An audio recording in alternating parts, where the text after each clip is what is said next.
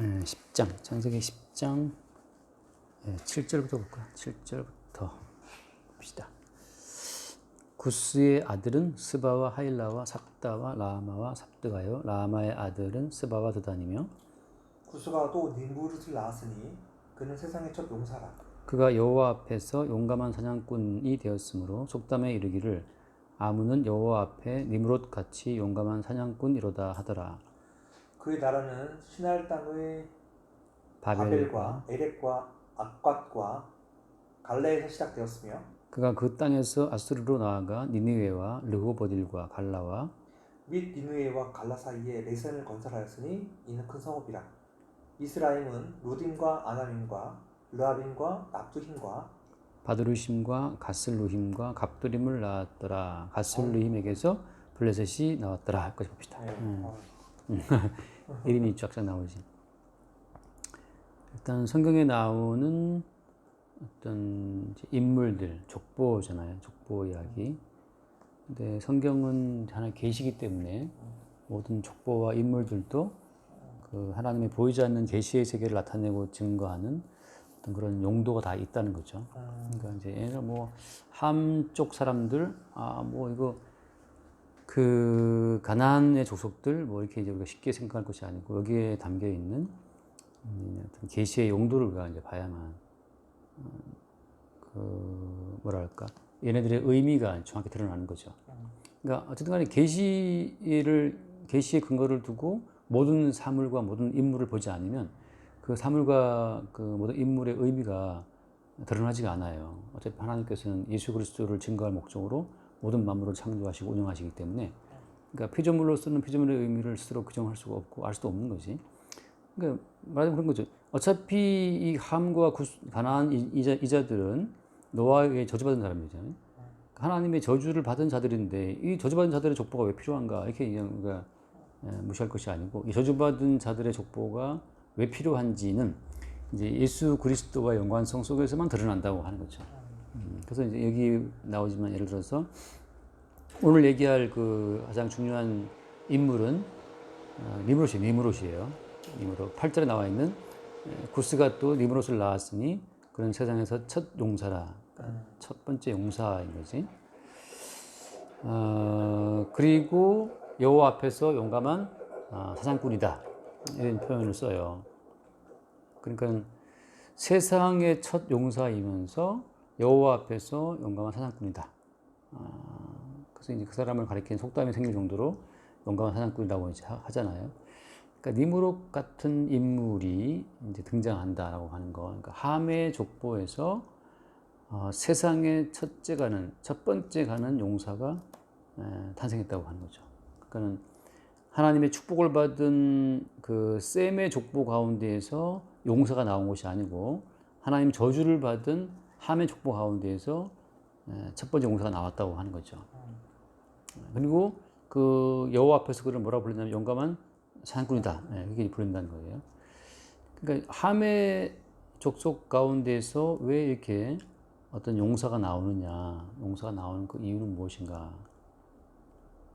일단 용사라는 그 단어를 붙일 때에는 어떤 의미가 있는 거예요. 말하자면 이 함의 족보가 구현하는 함의 족보에 속한 사람들이 추구하는 그 어떤 추구하는 방향을 알 수가 있어요. 다시 말하면 이제 저주받은 사람들이 추구하는 어떤 그 삶의 방향이 있다. 그 말은 어떤 거냐면 용사예요, 용사. 다시 말하면 힘이에요, 힘. 그러니까 저주받은 사람들이 추구하는 어떤 공통적인 목표라고 하는 것은 힘에 있다고 하는 거죠. 힘에 있다. 예전에는 이제 그 뭐 사냥꾼 같이 이제 무력적인 어떤 무력에 대한 것을 추구했다면 지금은 어떤 걸 추구해요? 지금은 마찬가지예요. 예전에는 무력이라면 지금은 어떤 정치력 같은 거, 정치적 권력 그런 걸 추구하잖아요. 대통령이 되겠다, 대권을 잡겠다라고 하는 것 자체는 이제 하나의 힘의 추구인데 그 힘의 추구하는 거기에 목표를 둔 사람들이 이제 어떤 정당을 만들어서 권력을 잡으려고 이제 애를 쓰고 있는 거잖아요. 그래서 함의 족보에 속한 사람들의 어떤 공통적인 목표라고 하는 것은 힘을 추구한다는 거. 근데 왜 힘을 추구해요? 힘을 추구하는 그 이유는 저주받은 세상에서 살아남기 위해서 유일하게 필요한 건 힘이에요. 이제 뭐 코로나 어떤 이 시기를 넘어가면 그 다음 시기는 이제 어떤 경제적인 팬데믹이라고 하더라고. 이제. 코로나가 이제 심해질수록 이제 빈익빈 불편이 심해진다는 거죠. 그래 하세요. 예. 그러면 역시 어때? 그때 사람 뭘 추구하는 거예요? 이제 코로나 끝나고 나면 또 경제력, 또 돈을 추구하는 어떤 경제의 힘을 추구하거든. 왜냐하면 그것이 생존에 유리하니까. 그러니까 생존을 위해 필요한 것은 무엇이냐라고 하면 한마디로 말하면 힘이죠, 힘. 그래서 모든 사람들이 힘을 추구한다고. 그래서 힘을 추구하는 그 족보의 흐름상 누가 사람들의 추앙을 받게 돼 있어요? 당연히 권력자죠. 용사죠. 용사. 가장 강한 힘을 보유한 자가 그러니까 저주받은 세상 가운데서는 가장 큰 힘을 보유한 자가 영웅이 되는 거예요. 영웅이. 영웅이란 뭐냐? 영웅이라는 것은 가장 힘센 놈이 영웅이에요. 그 힘이라고 하는 것이 경제력이든 정치력이든 무력이든 요즘 같은 경우는 정치력이지. 정치 권력을 잡으면 모든 걸 자주할 수 있으니까. 물론 그 배후에는 또 돈의 힘이 필요하고. 그래서 이 저주받은 모든 인간들이 추구하는 그 방향이 뚜렷한데 그것은 힘이라고 하는 거. 그리고 그 힘을 구축한 자가 그게 용사라고 하는 거죠. 용사. 옛날 성경에서는 이걸 용사라 안 하고 뭐라 했어요? 옛날 성경에서는 이렇게 했어요. 영웅이라고 했어요. 영웅. 영웅이라는 표현을 쓰는 것 자체가 사람이 영웅을 좋아하거든. 영웅을 싫어하는 사람 아무도 없어요. 다 영웅을 좋아한다고. 왜냐하면 모든 인간들은 다 힘을 추구하는 본성이 있기 때문이죠. 그러니까 왜 높은 사람 앞에 왜 머리를 숙이는 거예요? 높은 사람 앞에 머리를 숙이는 것은 나도 똑같이 힘을 추구하기 때문에 그런 거거든. 권력을 추구하기 때문에 권력 앞에 머리를 숙이는 거예요. 근데 권력을 추구 안 하면 권력이 재미가 없어. 그쵸? 나는 뭐 학원 강사가 아니니까 스타 강사가 나한테는 아무 상관이 없어요. 스타 강사가 뭐 100을 벌든 뭐든 난 상관없어. 나는 그런 상관없으니까. 내가 고3이라면 상관이 있겠지. 또 같이 아이들 가르치는 업종에 있으면 신경 쓰겠죠. 그러니까 잘 가르치는 것은 하나의 권력이니까. 교수력 같은 거다, 일찍이 말하자면. 또 축구를 잘하는 사람은 손흥민이가 부럽겠지. 근데 나는 축구 손흥민이 아무 상관없어요. 배구 잘하는 사람은 김연경이 부러울 거고. 네, 그렇게 높아지는 것을 추구하는 사람, 그 높아지는 걸 추구하는 그 세계 속에서는 어때? 가장 높이 된 사람이 가장 흠모의 대상이라고 그냥. 그리고 그 힘의 경쟁에서 위에 올라갈수록 그 사람은 생존 자체를 보장받기 유리하기 때문에 가는 거예요. 자, 그러면 이제 계시 가운데에서 이 사람들의 의미는 뭐냐라고 하면 여기 지금 나오는 게 뭐냐? 니므롯이 나오고 또 뭐가 나와요? 끝에 쭉 내려가면 그 14절 밑에 가면은 가슬리움에게서 뭐가 나왔다? 블레셋. 예, 블레셋이 나왔다. 블레셋. 그러니까 이스라엘 족속을 계속 괴롭혔던 민족이 누구예요? 블레셋이거든. 블레셋. 사울 왕이 어떻게 죽어요? 사울 왕이 죽을 때 블레셋 군대랑 싸우다가 죽거든. 그리고 그 위에 보면 나오지만 또 예를 들어서 거기 뭐가 나오냐면 그 11절 말씀에 11절에 그가 그 땅에서 아수르로 나아가라고 하거든. 그래서 니느웨를 건설했다는 말이 나온단 말이지. 근데 아수르의 수도가 니느웨거든. 근데 아수르는 어떤 나라야? 아수르란 나라는 BC 722년에 북이스라엘을 멸망시킨 그 민족이 아수르예요. 그러니까 선택받은 언약 백성이 아수르에서 망하거든. 그러니까 여기 지금 배치된 것은 지금 이 함의 족속이 언약의 백성을 죽인다는 거죠. 언약의 백성을 죽이는 어떤 그 족속으로 나온 게 함의 족속이에요. 다시 말하면 하나님이 계시를 펼쳐나갈 때 어때? 처음부터 언약 백성은 누구에 의해 망하게 돼 있어요? 포인트는 그거예요. 하나님이 계시를 펼쳐나갈 때 언약 백성이 승승장구해서 언약 백성이 저주받은 함 족속을 이기는 게 아니에요. 언약의 백성이 저주받은 함 족속에 의해서 어떻게 돼? 나라가 망해버린다고. 그래서 결국 이 니므롯이 세웠던 이 니느웨, 이 아수르 나중에 이제 거기서 이제 아수르가 세워지는데, 그러니까 니므롯이 건설했던 그 니느웨 그 기반을 두었던 아수르에 의해서 언약 백성 북이스라엘이 망한다고 하는 거죠. 마찬가지예요. 요 언저리에서 뭐가 생겨요? 예를 들면 거기 뭐지? 10절에 보면 10절에 그의 나라는 어디? 그의 나라는 신할 땅의 바벨과라고 하잖아요. 에렉과 아깝과 근데 신할 땅의 바벨에서 무슨 일이 벌어지냐면 바벨 탑이 세워지죠. 신할 땅의 바벨에서. 그리고 어때? 거기서 나중에 뭐가 나와요? 바벨론 제국이 나오거든. 근데 바벨론 제국은 어떤 제국? 바벨론 제국은 나중에 유다를 멸망시킨 나라잖아요. 그래서 이스라엘 사람들은 유다 사람들은 바벨론에 포로 끌려가잖아. 70년 동안. 결국은 북이스라엘은 아수르에 의해서 망하고 남쪽 유다는 바벨론에 의해서 망해요. 다시 말해서 저주받은 함 족속에 의해서 언약 백성, 셈 계열의 족속이 다 망한다고. 그러니까 언약 백성인 셈 족속이 저주받은 함 족속에 의해서 망할 거라고 하는 그 운명이 어때요? 운명이 이미 여기서부터 깔려 있는 거예요. 하나님의 계시 가운데서는 그래서 언약 백성이 저주받은 백성에 의해서 망한다라고 하는 것이 언약에 들어있는 내용이에요. 그 언약의 내용이 이제 어떻게 돼? 쭉 흘러와서 실체화가 된 것이 언제 실체화가 돼요? 예수님이 십자가에 죽을 때 누구에게 죽지? 예수가 십자가에 못 박혀 죽을 때 그때 결국은 어떻게 돼요? 육적인 하나님 백성이라고 해야지. 쉽게 말하면 그냥 하나님을 믿고 11조를 바치고 1회 2번 금식하는 그들에 의해서 예수님 죽임을 당하거든. 육적인 신앙인들이라고 해야 되나? 사실은 마귀 속속들인데 그들에 의해서 예수님이 십자가에 죽임을 당해요. 자, 다시 말해서 무슨 말인가 하면은 언약 백성은 이 땅에서 승승장구하는 것이 아니고 오히려 저주받은 족속들에 의해서 멸망을 당하고 죽임을 당하는 것으로 언약의 흐름이, 언약의 구조가 짜여져 있다는 거예요. 그 언약 백성을 멸망시키기 위해서 지금 니므롯이 나왔고 그 니므롯이 무슨 신할 땅의 바벨로부터 시작해서 그 니느웨를 건설했다고 쭉 이제 그 저주받은 백성들의 성읍을 건설하는 어떤 뭐랄까 영웅처럼 지금 니므롯이 처음 나와 있는 거예요. 왕건이 고려를 세우듯 이성계가 조선을 세우듯 바벨론 제국과 아수르 제국과 그 모든 제국의 원뿌리는 니므롯이라고. 첫 번째 용감한 사냥꾼, 힘을 숭상한 사람들이 늘 흠모에 맞지 않는 힘의 어떤 원조. 그리스 신화로 치면 제우스 같은 사람이잖아요. 제우스 같은 사람. 아무튼 그 신들 가운데 가장 힘센 신, 헤라클레스부터 제우스부터 그런 신들의 어떤 원조처럼 된 것이 지금 니므롯이에요. 그래서 이 니므롯이 나중에 바벨탑을 쌓는 데 있어서 어떤 중요한 걸 하시라고 이제 다들 뭐 이렇게 보는 분들이 많아요.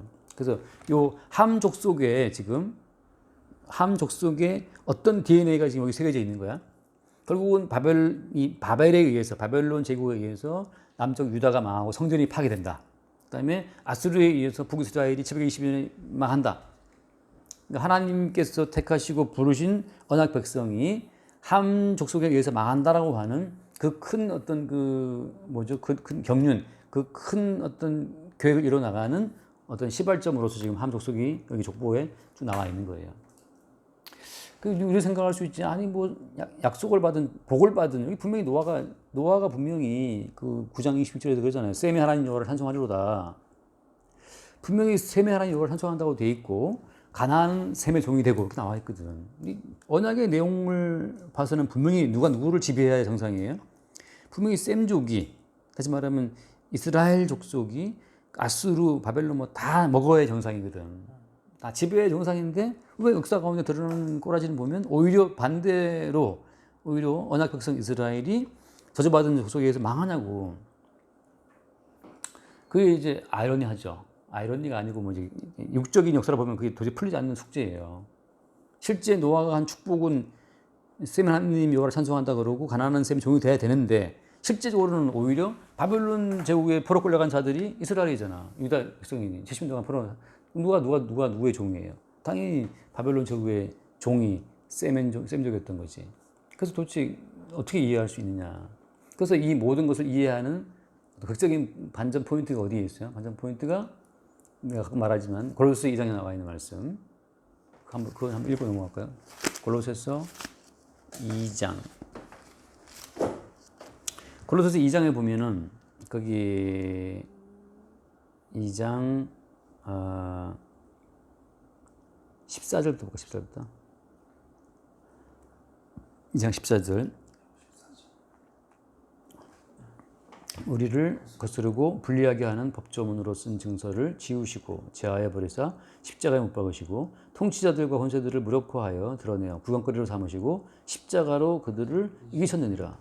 여기 보면 십자가로 그들을 이기셨다, 십자가로 승리했다 그러는데 이게 겉으로 보자면 어때요? 겉으로 보자면 십자가는 패배의 상징인가요? 아니면 승리 상징인가? 여기 이겼다가 나와 있지만 역사적으로 보자면 그 순간 누가 이긴 거예요? 그 순간 바리새인들의 모락에 승리했고 바리새인도 유대인들이 로마의 손을 빌려서 예수를 뽑아 죽였기 때문에 결국은 죽은 놈은 진 거고 산 놈은 이긴 거잖아요. 그러니까 생존을 이어간 놈은 산 거고 생존을 뺏긴 놈은 죽은 거거든. 그 당시로 보자면은 바리새인과 서기관들과 그 유대인들의 그 잔꾀가 백성을 선동해 가지고서 못 박아라 했으니 그 백성 선동해 가지고 로마 제국 빌라도의 손을 빌려서 예수를 죽게 했으니까 당연히 유대인들이 이긴 것처럼 보인단 말이지. 육적인 세력이 이긴 것처럼 보여요. 근데 성경은 뭐라고 하냐면 그것이 바로 십자가로 오히려 이긴 거라고 말하거든. 그러니까 우리 육적으로 보자면 도대체 그것이 왜 이겼는지 납득이 안 가요. 왜? 우리는 함족들처럼 힘을 추구하거든. 힘에 의한 생존을 우리가 추구한다고. 돈에 의한 생존을 추구한다고. 돈 많이 번 놈이 이긴 거죠. 돈을 잃었어. 실패한 거라고. 그런데 어때? 그런데 하나님께서는 돈이 있는 우리에게 오히려 돈을 뺏어 가셔. 건강을 오히려 뺏어 가신다고. 얼굴을 뺏어 가셔갖고 실패자처럼 만들어 버려요. 그리고 하시는 말씀이 그것이 이 길인 길이래. 우리는 납득할 수 없지. 힘의 경쟁에서 패배했으니까 우리는 진 거란 말이지. 힘의 경쟁에서 패배해서 포로 끌려갔던 유대인들이 진 거지, 바벨론 제국에. 힘의 경쟁에서 패배했던 북이스라엘이 아수리 망했으니까 이스라엘이 망하고 죽은 거예요. 그래서 나오는 그 마지막 중요한 포인트는 뭐냐면 구원이라고 하는 것은 죽음을 거쳐서 나온다고 하는 거. 구원은 죽음 속에서만 나와요. 그러니까 죽음이 없는 구원은 그건 본인이 만들어내는 그냥 하나의 환상이야. 다시 말해서 연약한 나의 힘, 내 약한 힘을 보충하기 위해서 구원의 개념이라는 걸 끌어와서 내 힘을 이게 확대하려고 하는 거지. 진짜 구원은 있는 힘마저 다 뺏겨가지고서 죽음 속에 들어가는 게 그게 지금 주께서 우리를 부르시는 승리의 길이라고 하는 거죠. 승리는 우리가 지키려고 하는 이 얄팍한 힘이 있잖아요. 제한된 힘. 아무리 애써봤자 결국 80년, 90년 되면 죽어버릴 이 힘. 이 힘을 지키고 보존하는 것이 그것이 참된 구원이 아니라 이 힘 자체가 얼마나 무력한 것인지를 미리 우리를 죽여버림으로써 80년 뒤에 중요한 미리 현재 우리를 죽여버림으로써 나는 죽고 죽음을 이기신 그리스도 예수의 생명으로 산다고 하는 것으로 우리를 바꿔놓으시는 거예요. 사람이 힘을 추구하는 이유는 생존을 시키기 위해서잖아요. 그죠? 근데 주님께서는 네 생존 어떤 힘으로 네 생존을 시키려고 해도 너의 생존을 시킬 수 없어. 니무롯은 지금 어디 있어? 니무롯이 자기 힘으로 생존을 시킬 수 있었냐? 그 생존은 하나의 허상이거든요. 100년 뒤에 혹은 50년 뒤에 이 땅에 없어요. 우리가 아무리 좋은 거 먹고 운동하고 근육을 키우고 몸짱 김종국이 해도 김종국이가 앞으로 50년 뒤면 근육이 있겠어요? 그럼에도 불구하고 어때? 그 육적인 힘의 환상을 품고 다 살아간다고 우리가. 그 육적인 힘의 환상을 품고 살아가는 그 미친 자들의 집합이 함족, 니무롯을 추구하는 자들의 모임이에요. 그러니까 나는 어떻게 보면 참 감사한 게 박근혜 대통령 같은 경우에 대통령에 있다가 하루아침에 감옥에 들어가잖아요. 인간의 힘이라고 하는 것이 얼마나 헛되다는 걸 보여주는 너무 생생한 예야. 이런 예는 진짜 드물어요. 현직에 있었잖아. 최고 권력에 있다가 이렇게 파마 머리 동그라미 말았던 여자 그 재판관에 의해서 파면하노라 어쩌고 해서 이제 바로 감옥에 들어가잖아요. 그렇도록 힘의 허망함을 보여주는 이 생생한 예가 있을까? 물론 이제 박근혜를 사랑하는 분들이 들으면 서운할 수 있지만 그게 힘이 가지고 있는 허상이라고. 그러니까 지금 니무롯이라는 존재가 온 역사 가운데에서 힘의 대명사가 되었고 지금도 많은 사람들이 힘을 추구해요. 프랑스에 드골 대통령을 하고 우리나라 박정희 대통령을 사모하고 말이지. 노사모가 있고 말이지. 다 권력자를 사랑한다고.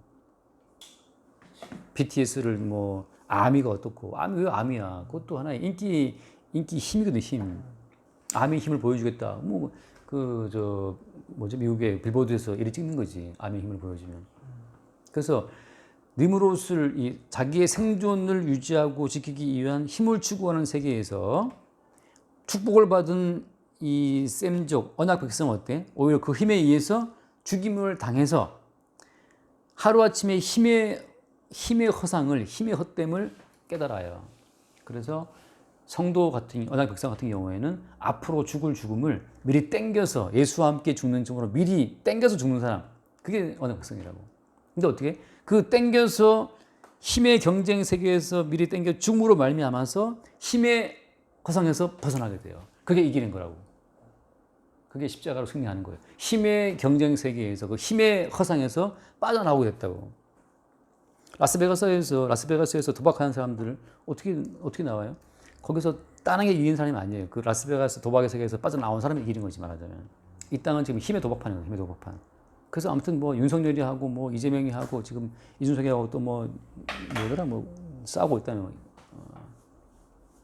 다 힘의 대결 구도가 있는데 언약 백성 같은 경우에는 십자가에 죽으신 예수의 죽음이 미리 찾아와요. 찾아와서 예수와 함께 우리를 죽이는 그 죽임의 사건이 매일매일 벌어진다고. 그러니까 힘을 추구했는데 주님께서 오셔서 그 힘을 뺏어가서 주님은 어떻게 삽니까?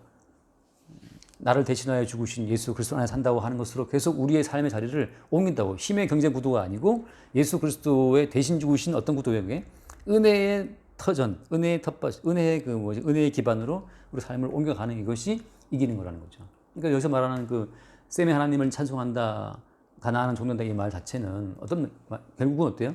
언약이 이루어진 최종 지점에서 부자는 지옥 가고 아사로는 천국 갔잖아요. 누가 이긴 자지? 그걸 빼고 보면 누가 이긴 자예요? 부자는 매일 잔치하고 매일 좋은 옷을 입고 파티하는데 그 앞에 나사로 거지는 헌들을 앓고 있어. 개들이 와서 그걸 핥고 있어. 누가 이긴 자예요? 당연히 부자가 이긴 자지. 카카오톡이 지금 굉장히 시총 1위를 찍었다나 어쩌다 났더라고 신문에 굉장하다고. 누가 이긴 자냐면 카카오톡이 이긴 자지. 근데 마침만 까먹은 최모 씨는 어떻게? 패자라고 패자. 그러니까 정말 거짓 신세라고 여기에 비해서는. 그게 이제 나사로 거지와 부자가 보여주는 그림이거든요. 힘의 세계에서 부자가 이겼다고. 근데 주님께서 뭐라 말씀하시죠? 아니야, 나사로 네가 이긴 거야. 그게 뭐가 이긴 겁니까? 나사로가 죽어 천사에 받들려서 아브라함 품에 들어가고 그것도 보여주는 거예요. 그래서 여기서 말하는 셈이 하나님을 찬송한다, 가난한 셈이 종이 되고 이 모든 말은 언약이 성취되었을 때 그 언약 안에서 최종적인 언약 안에서 보여주는 세계예요. 그러니까 어제 약간 그 얘기했어요. 최입사님하고 얘기하면서 자식이 있다. 서울대를 못 갔어. 대학도 못 갔어. 집에 놀고 있어. 자식이 왜 실패한 걸까? 반대로 이 아들은 서울대를 갔어. 대기업에 취업했어. 나중에 전개에 진출했어. 자, 잘 키웠나 아들? 마지막에 서울대 나오고 대기업 들어갔다가 전개에 진출했던 그 아들이 죽어서 지옥 갔어요. 서울대는커녕 고졸이야 얘는. 한평생 배불다가 죽었어. 천국 갔어. 누가 이긴 자죠? 최종 승자는 누구냐 하면 최종 승자는 이 천국 간 애가 승자예요. 그러니까 우리가 인생을 살면서 모든 걸 다 잃고 패배자가 되어도 마지막 그리스도 예수와 함께 영생을 얻는 그것이 이기는 자거든. 그러니까 그 영생은 또 어떻게 얻어요? 우리 힘으로 얻어? 아니거든. 십자가에 죽으신 예수 그리스도의 은총을 얻는 거지. 그러니까 힘의 경쟁 세계에서 우리는 은혜의 기반으로 빼냄을 입은 자들이 이긴 자예요. 그게 이제 셈의 계열이거든. 자, 그래서 이제 마지막 정리. 함의 족속은 왜 의미가 있느냐? 셈의 족속, 언약의 족속을 잡아 죽이는 쪽으로 의도가 있는 거예요. 다시 말해서 생존 위주의 힘을 가지고 그 생존 위주의 힘의 허상을 믿고 살아가는 사람들이 참된 힘이죠. 예수와 함께 죽고 함께 사는 자들을 박해하고 그리고 억압하는 그 용도로 악인들을 더 번성하는 거예요. 그걸 통해서 뭐가 드러나냐 하면 악인들에 의해서 핍박받고 죽임당하신 예수 그리스도를 증거하는 용도로 결국 이들도 다 동원되는 거죠. 그래서 나중에 튀어나오지만 이제 그런데 욥을 박해한 자들은 누구야? 욥을 박해한 자들은 마귀죠. 마귀가 와서 욥의 재산과 육체의 건강을 다 손대했기 때문에 하나님 허락하시거든요. 마귀한테 해보라고. 그런 식으로 이 땅의 힘의 경쟁 구도에서 힘을 장악한 자들에 의해서 성도는 항상 핍박을 당한다는 거. 그러니까 마찬가지야 이게. 바리새인들의 힘은 뭐예요? 바리새인들의 힘은 종교적인 힘이에요. 1회에 2번 금식하는 힘이라고. 그리고 11조를 드리는 힘이고 자기의 능력으로 자기의 종교적인 어떤 행위를 해나갈 수 있는 것 자체가 힘이거든. 그들에 의해서 이제 예수 그리스도를 믿는 믿음으로만 구원된다는 사람들이 핍박을 받죠. 그런 박해 구조 속에서 오히려 핍박을 받지만 승리한 자들 드러나는 것이 이제 성도라고 하는 거죠. 그런 점에서 함의 족속도 의미가 있다. 이것이 할까요? 네. 먼저 기도하고 마칩시다.